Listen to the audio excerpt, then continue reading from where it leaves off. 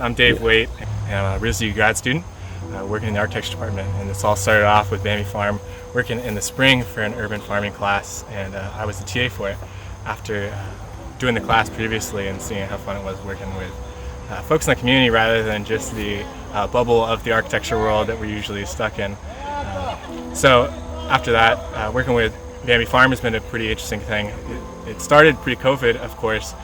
So we had big dreams to build these hoop houses, do a whole bunch of farm infrastructure, build sheds by May. And of course, none of that could happen. So we kept working and working to find out what could be done and how could we keep responsibility to our neighbors here on Bambi Farm, make sure they have what they need to be a productive farm.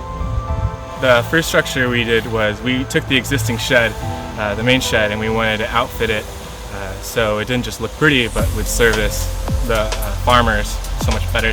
So it started with a simple thing of let's put a door on it, figure we needed a place to hold tools and whatnot, and then from there we tried to cover what would be really helpful. And the first thing on a farm, of course, is water, so we put a metal roof on it, put a water tank under that. The whole thing now is starting to catch some water that could be used, I guess, in emergency cases like we've got going on right now for the plots right in front of it.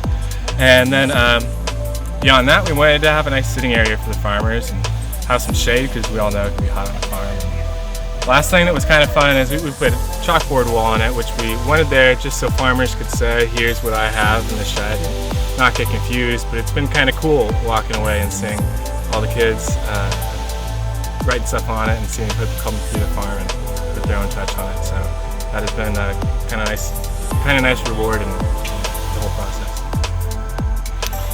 So I guess beyond the sheds, we still thought we had the full scope of building these big old greenhouses here over the summer. You know, as we're all familiar, we didn't know what was happening month to month with COVID.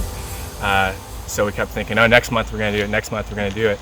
So we tried to set up all the little things that could help for when these greenhouses finally went together. So we have some trellises we started to put together, but mainly we built a bunch of picnic tables and benches. So once these are all put together, it sounds like there's a lot of commotion going on behind me. Once these are all put together, you have a cool little area that kind of would make more of a zone for gardening rather than just a garden.